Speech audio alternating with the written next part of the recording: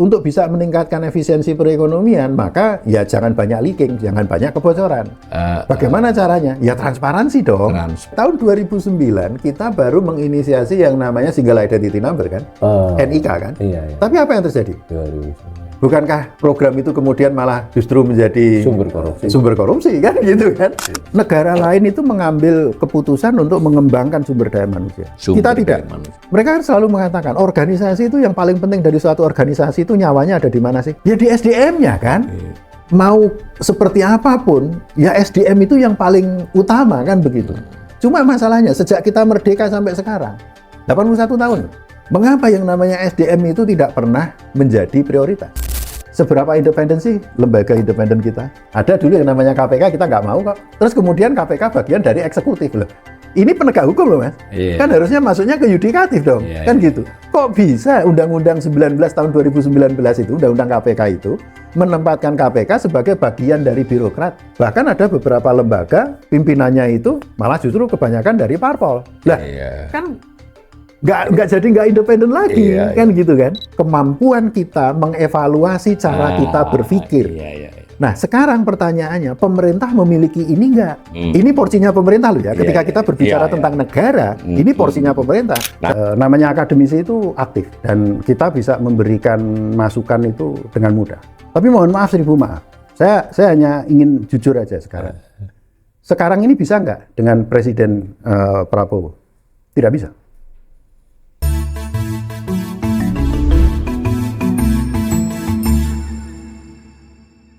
Salam cerdas, komunitas pembelajar yang saya hormati. Berjumpa kembali dengan saya di kanal Awali Rizki dalam sesi ngobrol ekonomi. Kali ini saya kedatangan tamu langsung dari Jogja, dari bandara langsung ke sini. Sahabat saya Dr. Rimawan Pradiptia. Mas Rimawan, assalamualaikum. Waalaikumsalam. Wah, terima kasih ini diundang lagi. Ini kali yang ke-5 atau 6 saya dengan Mas Rimawan. Pokoknya kalau ada kesempatan beliau ke Jakarta dan ada senggang itu kita bincang. Nah, kebetulan beberapa hari yang lalu saya dikirimi salah satu bahan paparan Mas Rimawan ya, dan saya senang karena Mas Rimawan ini ternyata menjalankan kewajibannya sebagai warga negara yang baik. Ya, kan kita baru saja merayakan hari kemerdekaan. Mungkin beberapa orang mungkin merayakan entah itu dengan upacara sederhana, ya boleh juga dengan lomba-lomba itu kan untuk mengingat. Nah kami ya, dan dalam hal ini termasuk Mas Rimawan, ya sebetulnya saya selayaknya sebagai seorang ekonom kita refleksi ya. 81 tahun kemerdekaan kita ini bagaimana kondisi ekonomi kita, membaikkah, memburukkah. Paparan Mas Rimawan itu menurut saya merupakan gambaran dari tanggung jawab beliau sebagai ekonom. Jadi kalau panjang nanti saya tayang dua bagian. Nah, saya ingin ini dulu. Jadi tadi sesuai topik kita, refleksi. Mas Rimawan sebagai seorang ahli ekonomi itu merefleksikan kemerdekaan ini. Tentu ekonomi tidak terpisahkan ya dari politik dia. Tetapi kan kira-kira sudut pandang utamanya itu sebagai ekonom. Itu gimana Mas? Yang menurut Mas Rimawan poin-poin penting apa yang perlu kita refleksikan? Ya baik, terima kasih nih Mas Awil diundang lagi nih. Terima kasih banyak kesempatan untuk ngobrol ini. Jadi beberapa hari lalu saya diundang oleh rekan-rekan untuk bicara terkait dengan refleksi 81 tahun kita merdeka. 81 tahun itu kan usia yang kita tidak bisa mengatakannya dewasa, tapi sudah tua ya. Matang ya, sudah matang ya. Tapi kematangan seseorang itu kan atau suatu bangsa itu kan sebenarnya bisa diukur dari kemampuan belajar dia. Ya kan gitu kan. Jadi semakin kita punya pengalaman, semakin kita punya sejalan dengan usia, lalu wisdomnya kan muncul kan, harusnya begitu. Yaitu adalah bagaimana kita menghindari hal-hal yang sebenarnya dulu kita sudah pernah menjumpai suatu masalah, kita tanggulangi, ya harusnya kita tidak lagi berjumpa lagi sekarang, gitu kan. Tapi yang terjadi kan tidak. Kita muter-muter di masalah yang sama terus dari tahun ke tahun. Mungkin tidak tahun ke tahun, tapi polanya mungkin dalam satu periode ya, beberapa periode, katakanlah 10 tahunan, 20 tahunan, itu berulang masalahnya. Nah, di sini saya mengatakan, mohon maaf, seribu maaf kalau refleksi saya mengatakan kita itu sudah tua, kita sudah sebagai bangsa itu 81 tahun dikatakan dewasa gitu. Tapi kayaknya kita gagal belajar. Oh, no. Wah ini. Jadi kita adalah bangsa yang tidak mampu belajar. Ya sebetulnya ini introspeksi. Itu bagian dari introspeksi. Dan itu termasuk kita loh ya. Ya termasuk kita. Jangan saya tidak mengatakan bahwa kemudian yang gagal belajar itu orang lain. Bukan. Itu termasuk kita. Ya. Jadi ini yang menarik ya. Jadi kalau kita lihat ada siklus 4 kali negara ini sebenarnya itu dalam krisis kedaulatan. Kalau kita lihat ya.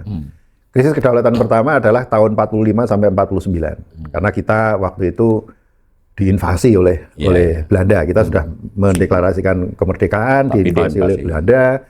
Kemudian sampai ibu kota dipindahkan ke Yogyakarta. Betul. Kan gitu. Lalu yang kedua itu adalah pasca KMB tahun 50 sampai 56.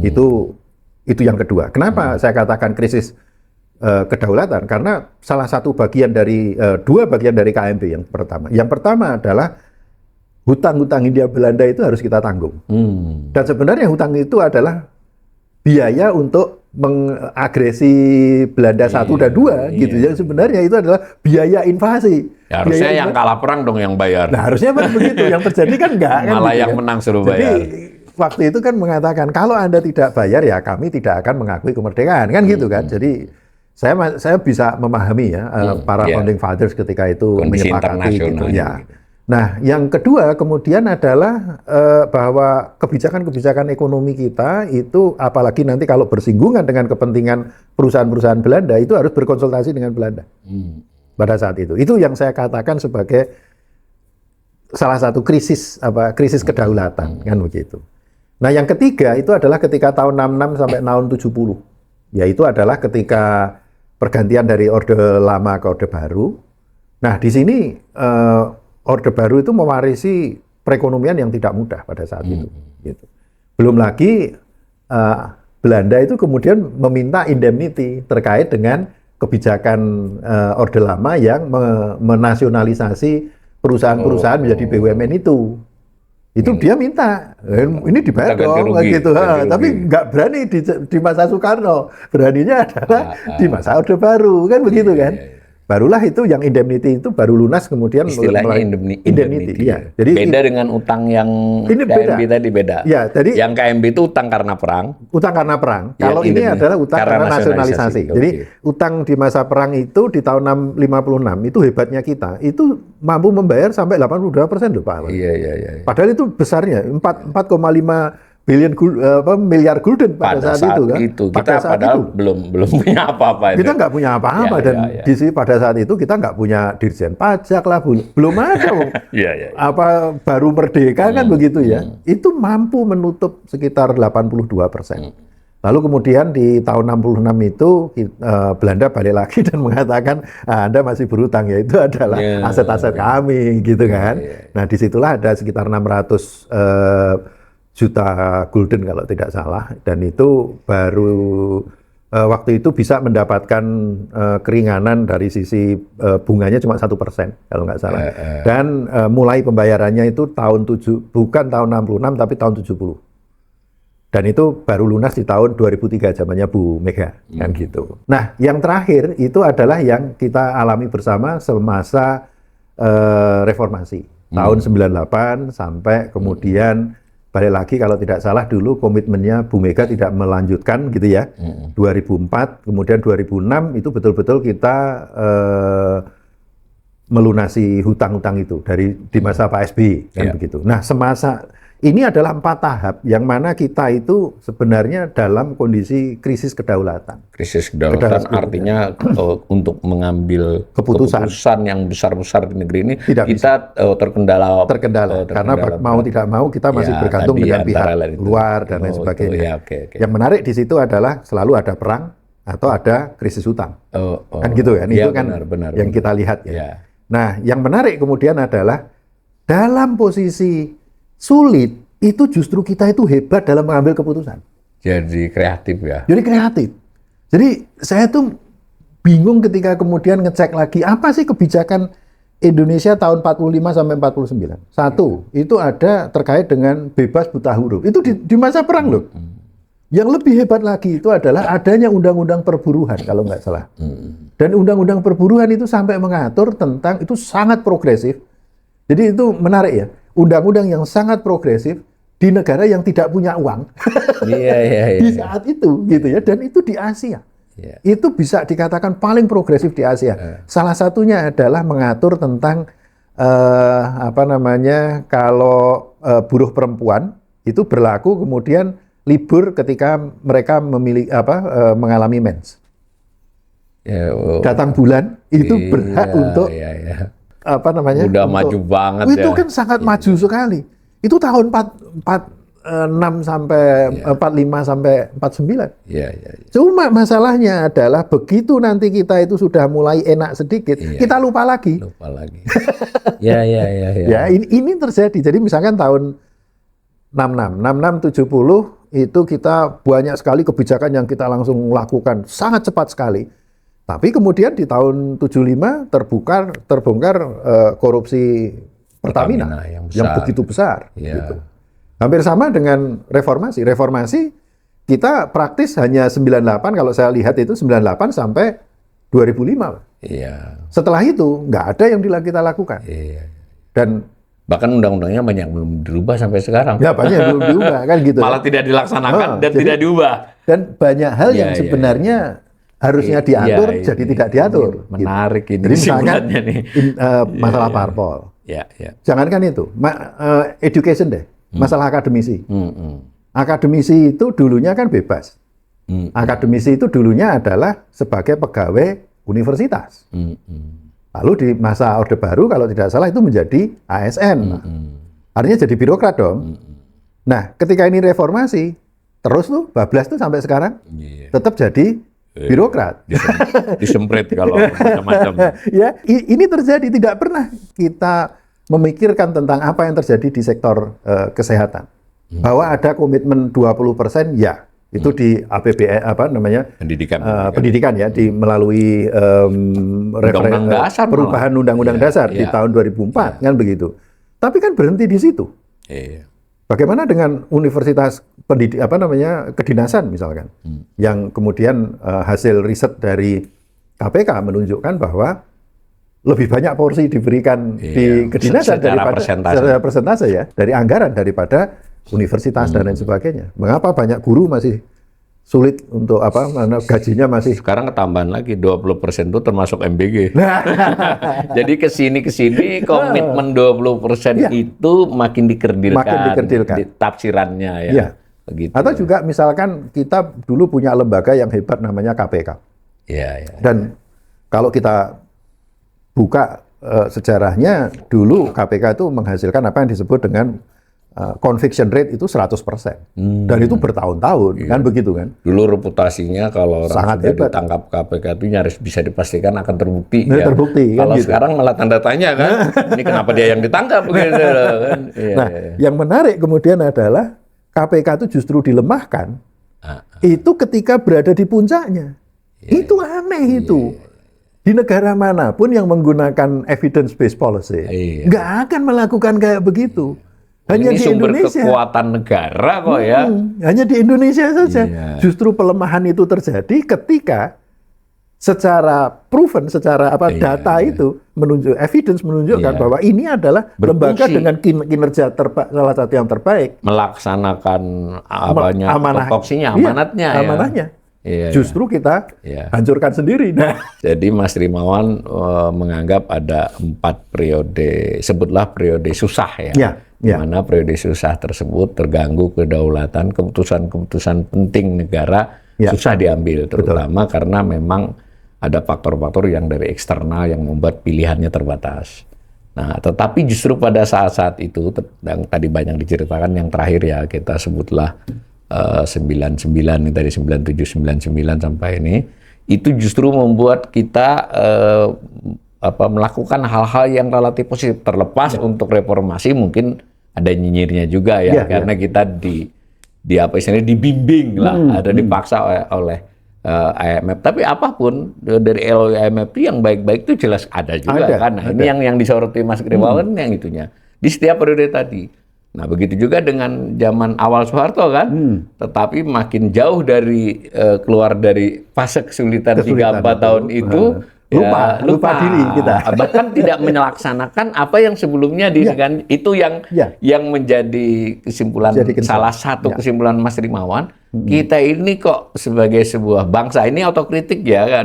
Kita kok nggak belajar pada sukses story kita, nggak belajar pada kegagalan kita, kira-kira begitu ya Mas Rimawan. Dan saya juga harus mengakui saya juga bagian dari equation kegagalan itu ya. Jadi misalkan dulu ketika KPK kinerjanya seperti itu kami itu masyarakat sipil, akademisi sangat menggantungkan cita-cita itu banyak ke KPK. Saya ingat betul waktu cicak lawan buaya itu konsolidasi sosial. Konsolidasinya hebat. Lalu kemudian kita memberikan banyak masukan untuk kelanjutan reformasi itu semuanya diberikan kepada KPK. Nah ini salah menurut saya. Dan saya bagian dari itu ya. Bagian dari orang yang melakukan kesalahan itu ya. Buat para pihak yang tidak menginginkan ini berlangsung lebih baik lagi, tinggal ininya yang dihajar. Kekuatannya remuk semua. Jadi kayak kalau kita balik ke teori ekonomi kan balik lagi ke masalah kayak investasi ya. Tidak boleh dalam satu keranjang. Gitu kan.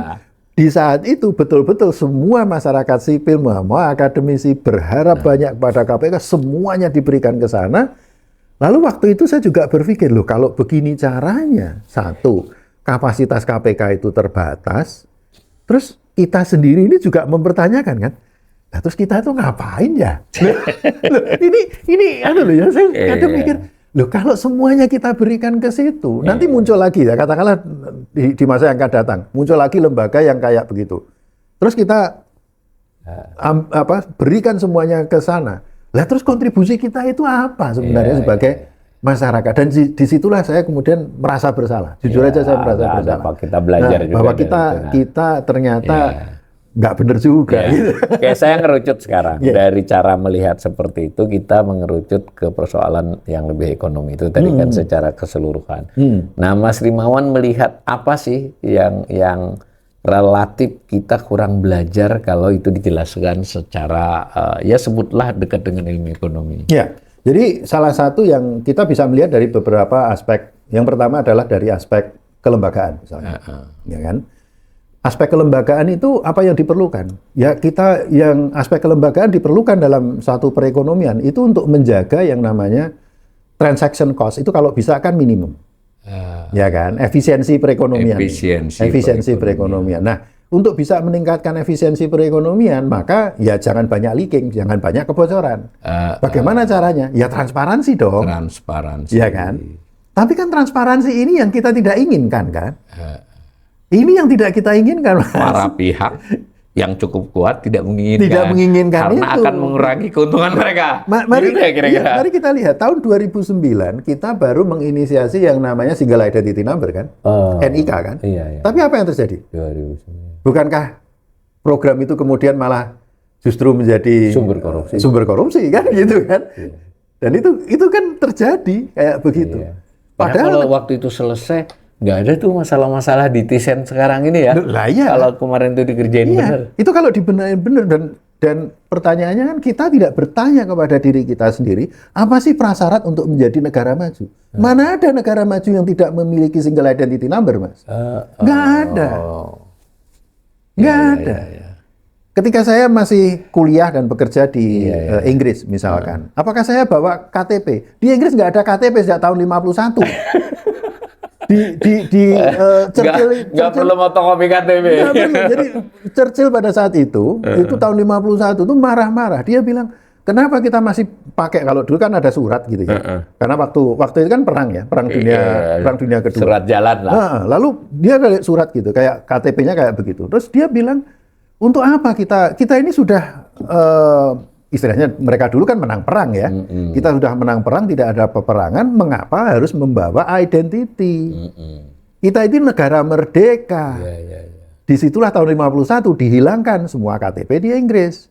Ketika saya tinggal di Inggris, kuliah di sana, ya tidak ada KTP-nya. Tapi mereka tahu setiap orang itu rumahnya di mana, rumahnya itu dibeli dengan harga berapa, dulunya pemiliknya siapa, itu bisa diruntut sampai ratusan tahun. Berapa subsidi yang dinikmati oleh keluarga kita, misalkan karena kita punya anak, gitu kan? Itu kan masuk ke PAUD macam-macam kan ada, misalnya disubsidi, 2 hari kita disubsidi oleh pemerintah, sisanya itu kita sendiri. Ada, Mas. Semua catatannya ada, bayar pajaknya ada, subsidinya ada, by name, by address. Bahkan karena dulu di Inggris kerjaan saya adalah kaitannya dengan prevention crime, ya. Itu setiap istilahnya di sana tuh ward itu kalau di sini kayak RT gitu. Di setiap RT itu ada statistiknya, statistik kejahatan, dan itu dilihat pakai GIS yang bisa diakses di website. Bisa ya? Bisa. Untuk publik ya? Iya, itu terbuka. Jadi kita tahu di sana itu lebih rawan gitu ya. Dan rawannya gini, rawannya apa? Nah, itu tahu. Apa ya? Sampai itu nanti kejadiannya jam berapa. Iya. Tahu. Sekarang kalau di Indonesia agak hoax, di sana itu banyak kejahatan, padahal nggak jelas juga kan? Nggak jelas juga, gitu. Jadi kok bisa? Nggak ada KTP loh. Nggak ada KTP loh. Iya. Dan transaction cost itu jadi murah sekali Ya, di sana. ini kuncinya transaksi. Iya ya, jadi misalkan waktu itu kan saya kebetulan saya bekerja di University of York, tapi waktu itu kita berpikir kalau mau punya rumah bisa nggak? Bisa, ada mortgage gitu kan, ada KPR. Tapi kalau saya tetap di York, itu dapatnya ya apartemen. Nah, sementara saya melirik, wah coba deh kita ke Hull. Hull jauh lebih murah, bisa dapat rumah, kan begitu kan? Terus kita commute. Nah, karena ini commute, saya kan harus pindah nih. Pindah dari pindah alamat nih, dari Hull ke York. Apa yang terjadi? Saya hanya lapor 2 hal. Saya lapornya, hanya 3. 1, saya lapor ke bank. 2, lapor ke bagian HRD di University of York, karena saya bekerja di sana. Dan yang ketiga, itu ke puskesmasnya. Sudah. Dari situ, semuanya udah berubah semua. Coba di Indonesia, ketika orang mau pindah. Berapa surat yang harus diberitahu? Oh, saya pindah. Bahkan Pak RT aja diberitahu, kan gitu kan. Terus nanti RT-nya sini lagi. Ya, repot banget. Mengapa ini bisa terjadi? Ya karena tadi kelembagaannya dibuat bagus dan dibuat transparan. Apakah sistem ini terjadi setelah adanya internet? Ya enggak juga. Iya kan? Belum big data lah, gampangannya 51 itu. Jadi single identity number di Inggris itu dimulai tahun 1850. Prancis lebih gila lagi, tahun 1500 sudah punya single identity number. Norwegia punya 1500. Lah kok bisa? Itu loh pertanyaan saya. Sementara kita 2009 ditilep lagi. Dan ini menjadi syarat utama untuk transaction cost yang seoptimal lah ya. Seoptimal. Jadi tidak menimbulkan high cost ekonomi. Dan ini lah yang bisa menjadi salah satu fundamental sebenarnya, yang fundamental ekonomi. Oke, itu dan satu. itu dimulai dari hal yang sangat kecil ya sebenarnya ya. Yang lain lagi apa, Mas? Yang kedua misalkan adalah negara lain itu mengambil keputusan untuk mengembangkan sumber daya manusia. Kita tidak. Kita tidak. Ini menarik nih kesimpulannya, Mas. Kita tidak. Gimana, Mas? Karena sumber daya manusia itu ada 2 sektor kan? Ya. Dua sektor itu adalah pendidikan dan kesehatan. Oke. Jadi sebenarnya amanah perubahan undang-undang itu di tahun Undang-Undang Dasar di tahun 2004 itu bagus itu sebenarnya. Memaksa kita untuk 20%. Nanti beberapa tahun kemudian undang-undang tentang kesehatan 5%. Sekarang dihapuskan. Dihapus lagi. Gitu. Artinya kan waktu memutuskan 5% itu juga masuk akal. Masuk akal gitu. Meskipun itu memang ada masalah karena earmarking ya. Nah ini loh. Cara menghitungnya juga. Kalau di negara lain itu tidak perlu di-earmark. Itu pun mereka sudah tahu bahwa komitmennya ke sini. Ganti rezim pun ya tetap di situ. Gitu. Nggak perlu dipatok 20-nya ya. Nggak perlu dipatok. Daripada dipatok ternyata ngitungnya yang diakal-akalin. Diakal-akalin gitu kan. Tapi prinsipnya SDM. Kesehatan. Kalau kita lihat literatur balik lagi, misalkan kalau kita masuk ke rekan-rekan di manajemen, misalkan di bisnis gitu, mereka kan selalu mengatakan organisasi itu yang paling penting dari suatu organisasi itu nyawanya ada di mana sih? Ya di SDM-nya kan. Loh, itu kan jelas. Dan mau seperti apapun, ya SDM itu yang paling utama kan begitu. Cuma masalahnya sejak kita merdeka sampai sekarang 81 tahun. Mengapa yang namanya SDM itu tidak pernah menjadi prioritas? Yang kita prioritaskan apa coba? Infrastruktur. Infrastruktur bahkan yang nggak perlu. Iya. Belum diperlukan, Ya, bukan belum nggak perlu, diperlukan, kan? belum Tapi, waktunya sebenarnya. mengapa ketika membuat infrastruktur itu tidak diperhitungkan bahwa infrastruktur itu adalah mendukung SDM? Supaya mudah Sekolahnya mudah dan lain dapat sebagainya. akses Ya. ke ilmu gitu ya. Iya, itu yang terjadi kan. Mari kita lihat negara tetangga kita. Negara tetangga kita Singapura itu dulu apakah situasinya lebih hebat dari awalnya? Enggak juga. Enggak juga. Mulai dari nol juga. Mulai dari nol, bahkan lebih buruk daripada kita. Tapi komitmen dia untuk membangun SDM itu luar biasa. Yang terjadi sekarang mereka itu adalah human resource hub dari SDM. Dia bisa nyedot dari manapun. Dan dia nyedotnya itu, nariknya SDM itu bukan level ASEAN, level dunia. Level dunia, Mas. Nah, kita itu terjadi brain drain. Kita mengalami dua brain drain, dua jenis brain drain. Yang dari luar Jawa pengen masuk ke Jawa, yang dari Jawa pengen masuknya ke luar negeri. Mereka balik, belum tentu. Ini ngeritik anak saya nih. Anak saya nomor 2. Ya, tapi itu fakta yang itu fakta di lapangan. Ya, jadi yang dari luar Jawa pengen masuk ke Jawa, yang dari Jawa itu adalah pindah ke negara-negara lain. Nah, Malaysia itu sudah masuk ke brain circulation. Ada yang masuk, ada yang keluar, ada yang masuk, ada yang keluar, ya gitu.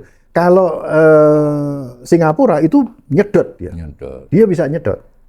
Nah, dulu ketika saya waktu kami UGM pernah ada kerjasama gitu ya dengan SMU, Singapore Management University kan gitu ya. Kami dari FEB UGM ngobrol-ngobrol kan. Saya terbiasa dengan sistem penggajian akademisi di Eropa, di Inggris, di Irlandia pada saat itu gitu. Terus saya tanya waktu itu, Mas, itu kalau ini sistem penggajianmu gimana sih gitu kan? Grading sistemnya bagaimana gitu. Dari grading itu menentukan kalau orang misalkan ini S3 5 tahun bekerja, papernya sekian, ini levelnya sekian nih, grade 8, grade 9 dan sebagainya. Di situ sudah dirinci. Dari ini berapa gajinya sampai level profesor. Itu pun masih ada lagi yang on grade dan off grade. Off grade ini bagi orang-orang yang memang sangat luar biasa gitu, yang seringkali salary-nya bisa berbeda gitu ya. Tapi jelas di situ ada hitam di atas putihnya. Ini loh, grade Anda itu nilainya sekian. Ya. Begitu di Singapura saya tanya, ini gradingnya gimana? Jawabannya itu berat bagi saya karena dia mengatakan kami tidak pakai grading. Lah terus gimana? Itu private bargaining. Orang Jawa bilang nyang-nyangan langsung. Iya. Saya bilang, saya sampai bertanya 3 kali. Jadi bagi saya kalau ini nggak make sense, kan tetap saya kejar lagi kan gitu kan. Ngobrol itu kejar lagi, muter lagi kan gitu. Loh, itu bagaimana kok? Enggak. Seperti tadi saya katakan, dia sampai bilang begitu. Kami tidak punya grading. Kami punyanya langsung private bargaining. Jadi kayak seolah-olah itu kayak blank check, Mas. You minta berapa sih gajimu? Kan gitu kayak seolah-olahnya. Terus kita melihatnya mereka siap atau tidak kan begitu. Tapi setelah saya mengapa mereka seperti itu, saya baru paham. Karena di tahun 2000 mereka mulai mengundang scholar dari berbagai negara dunia. Kalau nggak salah 2010 atau itu mereka mulai seperti itu. Cuma masalahnya kalau ada dosen di Amerika, di Eropa, di Australia mau pindah ke Singapura, bagaimana menentukan salary-nya? Kan nggak bisa. Kan nggak bisa, Mas. Misalkan disamakan dengan gaji di orang Australia, disamakan dengan gaji Australia. Tapi dia pindah ke Singapura loh, dengan 180 derajat mungkin berbeda kehidupannya dan lain sebagainya. Belum lagi yang dari Amerika, belum lagi yang dari Eropa kan. Itulah sebabnya mereka kemudian menggunakan private bargaining. Tawar-menawar satu persatu karena kebutuhannya tiap-tiap dosen itu beda. Dokter juga banyak yang senang kerja di Singapura berbagai yang saya bayangkan lagi di belakang itu adalah ini logistiknya berapa ini? Komitmen negara untuk kemudian membayari itu semua. Harus diingat loh, tidak ada universitas swasta di Singapura. Dari sisi universitasnya negeri semua itu, PTN di sana. Kok bisa? Nah, Ya. jadi pertanyaan saya tuh cuma satu, kok bisa? Refleksi yang kedua tentang ekonomi ini, kuncinya adalah pengembangan SDM yang sungguh-sungguh, dan kayaknya kita tidak melakukan itu. Tidak melakukan. Apalagi Mas yang ketiga, masalah lain. Jadi kelembagaan, SDM. Nah, sama satu lagi, yaitu adalah apa yang disebut dengan division of labor. Pembagian kerja lah ya. Kan gitu ya. Pembagian kerja.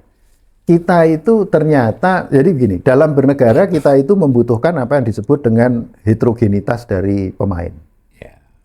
Ada politisi, ada birokrat, ada APH, ya kan, yang di kehakiman dan lain sebagainya itu apa namanya, peradilan macam-macam itu ya, yudikatif kan gitu kan. Ya. Juga ada kemudian tentunya kepolisian, ada TNI misalkan kayak gitu ya. Di sisi lain ada akademisi, kemudian juga ada interest group kan gitu, CSO macam-macam gitu. Cuma mari kita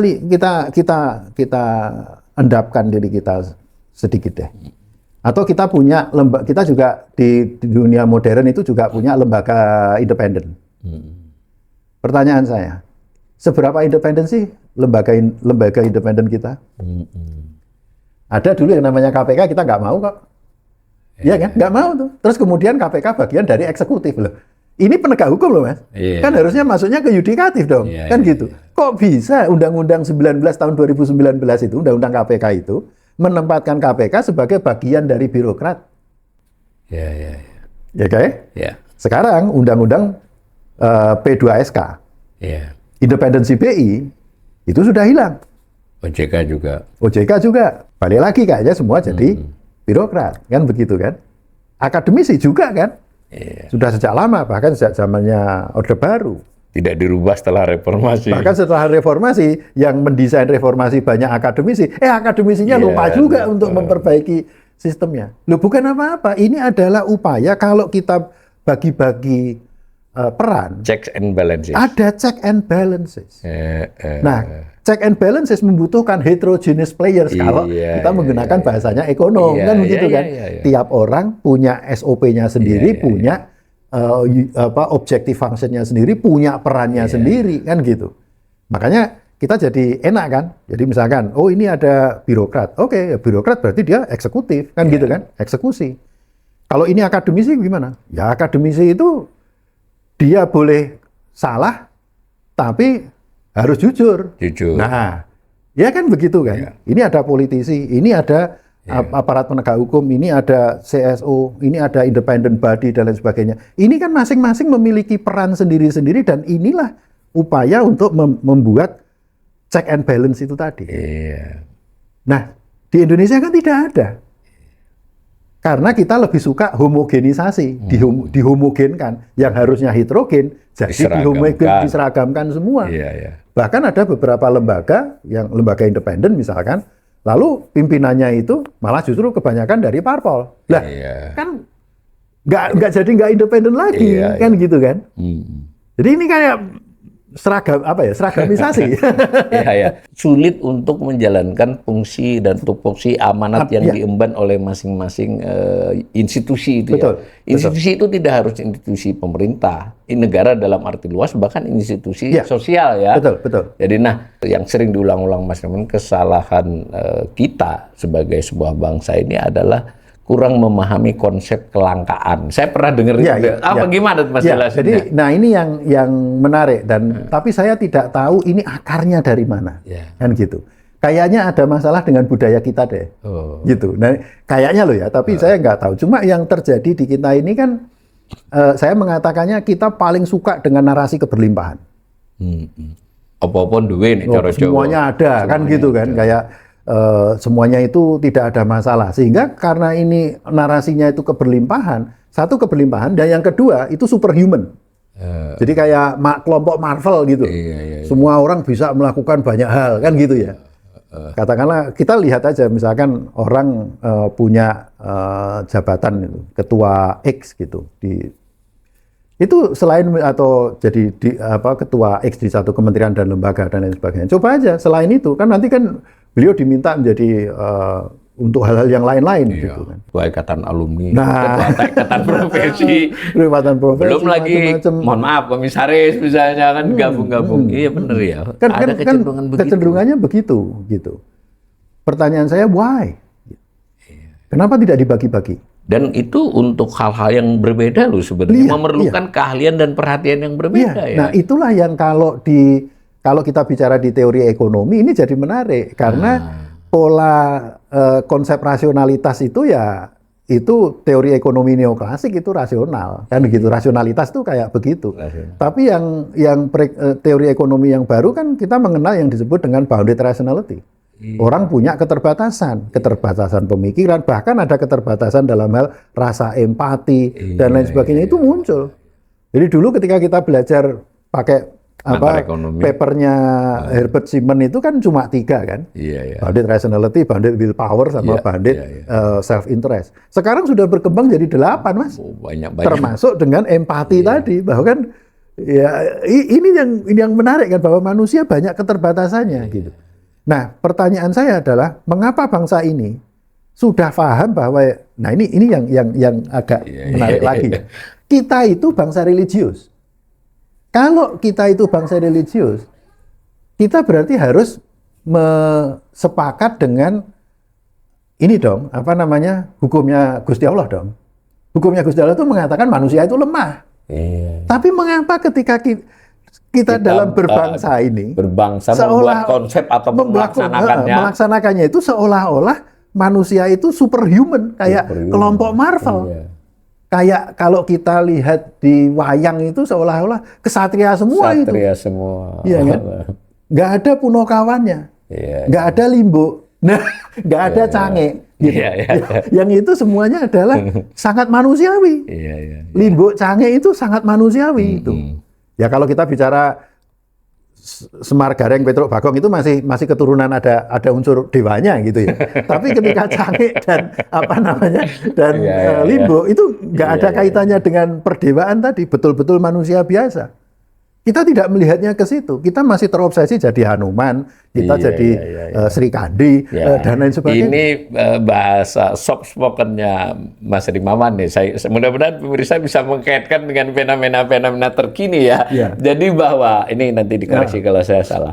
Pertama, Mas Rimawan ini mengingatkan bahwa di dunia ini segala sesuatu itu scarcity-nya ada kelangkaannya. Betul. Sumber daya itu ada kelangkaannya. Bahkan yang renewable pun tetap ada kelangkaannya. Karena itu pengantar ekonomi kan sudah ada istilah restraint gitu. Itu ya, constraint. Nah, tadi dikembangin bahwa constraint itu ternyata berkembang teorinya sesuai dengan perkembangan ini.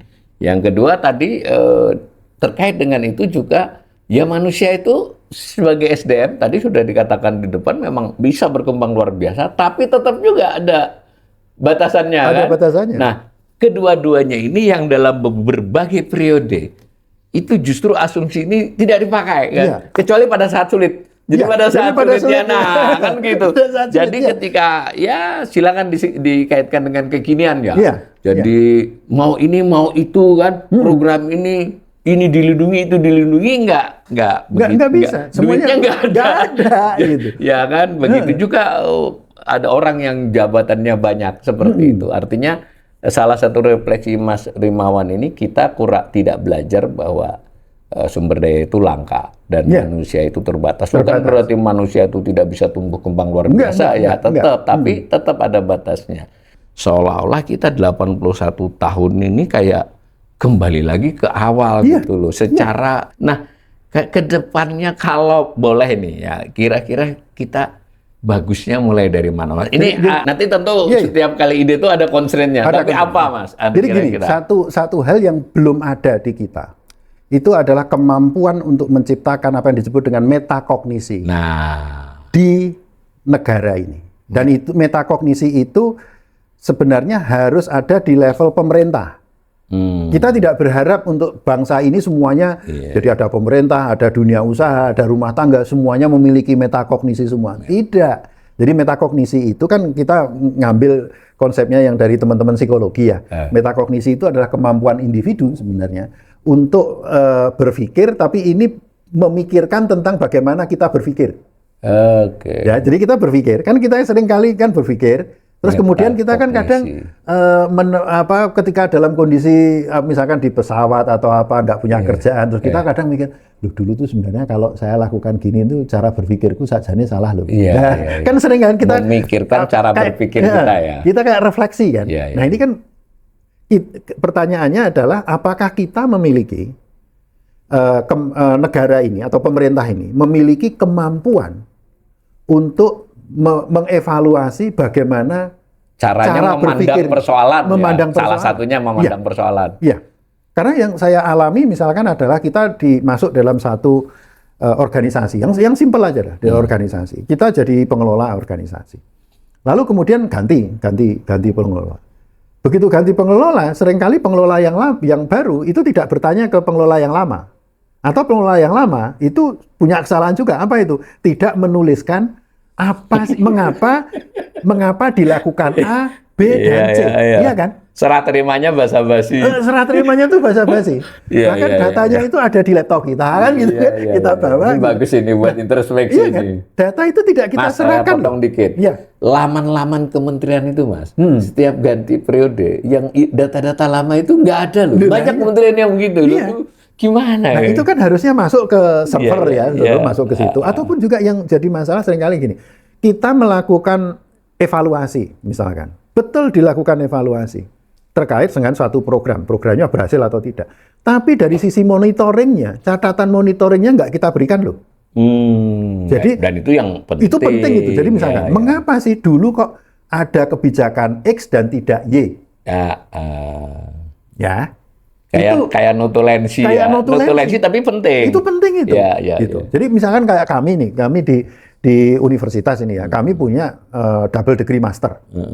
Double degree master yang kami bisa lakukan itu selama ini hanya dengan Inggris. Kenapa? Karena dia 1 tahun.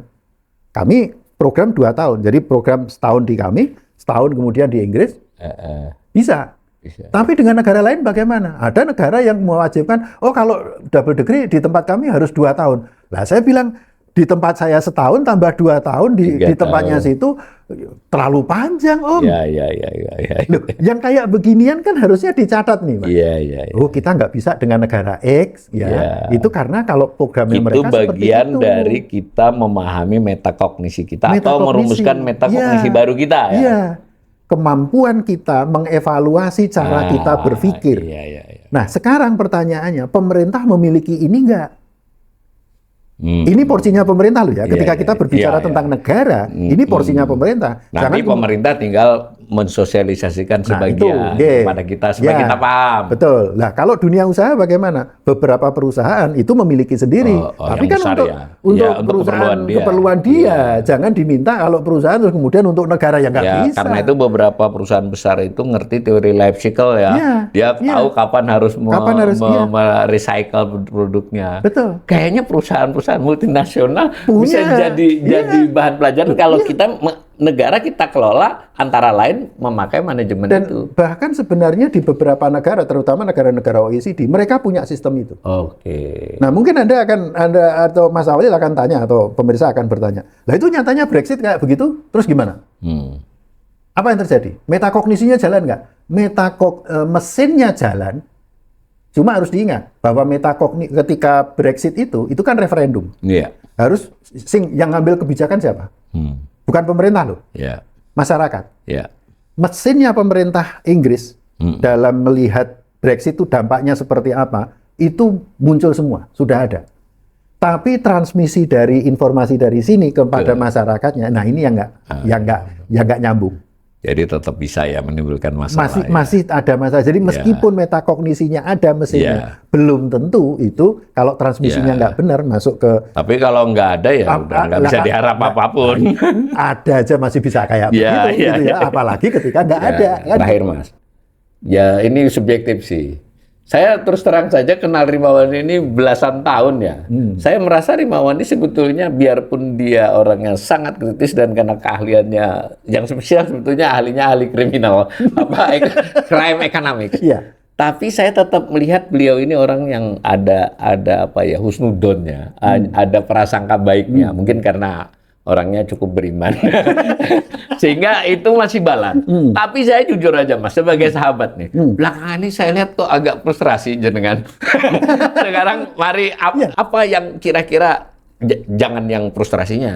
Sampean kalau boleh masih bisa optimis, paling nggak menghibur diri lah dan kita semua. Apa yang membuat Anda masih percaya nih bahwa kita refleksi tadi kan, bangsa ini akan masih tumbuh kembang di depan secara lebih khusus lagi terkait kita, ekonomi kita ini masih bisa baik. Nah begini, kita mungkin ada baiknya kita belak-belakan aja di sini. Kan gitu.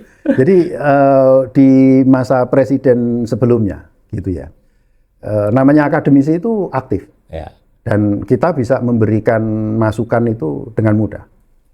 Tapi mohon maaf, seribu maaf. Saya hanya ingin jujur aja sekarang. Sekarang ini bisa nggak dengan Presiden Prabowo? Tidak bisa. Kami punya niatan untuk memberikan masukan, ya. Undangan aja berkurang nggak ya? Undangan berkurang drastis Mas, gitu kan. Dan sama pengalamannya. Dan bahkan di masa-masa lalu tuh kami tuh bisa WA ke menteri. Yang penting itu kita bukan soal diundang atau apanya, tapi Nah, sekarang ini nggak bisa. Jadi sebenarnya saya sejak Januari 2025 itu jadi skeptis.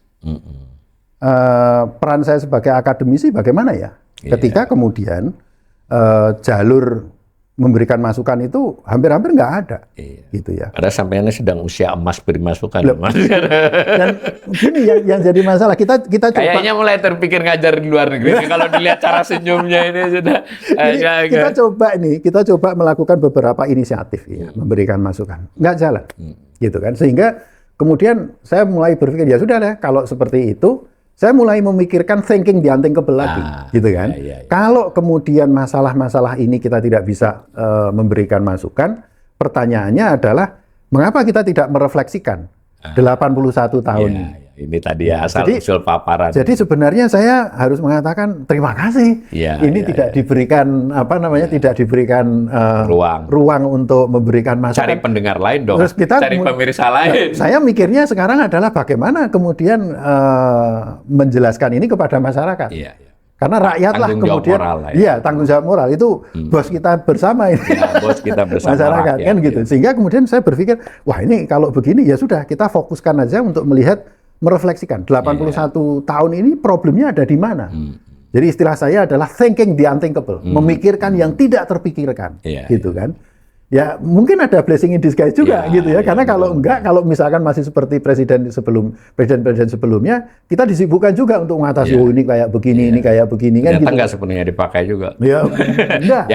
Artinya plus minus lah. Plus minusnya gitu. Dari sini pemirsa saya menangkap semangat Mas Rimawan ya, karena beliau seorang dosen, seorang akademisi, saya kira juga bisa jadi contoh buat kawan-kawan yang lebih muda ya, bahwa kalau peran itu bisa kita cari bisa kita tetapkan dengan patokan bahwa tadi sudah secara implisit ingin mengatakan nilai, baik itu yang nilai universal yang ada di agama atau di kepercayaan maupun yang terjadi dalam best practices internasional, dan yang lebih penting hati tetap pada rakyat banyak begitu Mas. Mudah-mudahan nanti kita akan ngobrol lagi dengan Mas Rimawan untuk yang lebih spesifik, tapi nanti dalam editan akan kita tayangkan beberapa bagian dari slide supaya mereka menangkap paparan Mas Rimawan. Dan izin juga kalau ada pemirsa saya minta paparan PDF itu boleh dibagi ya. Jadi bisa dibagi beberapa belas halaman. Terima kasih Mas Rimawan. Terima kasih.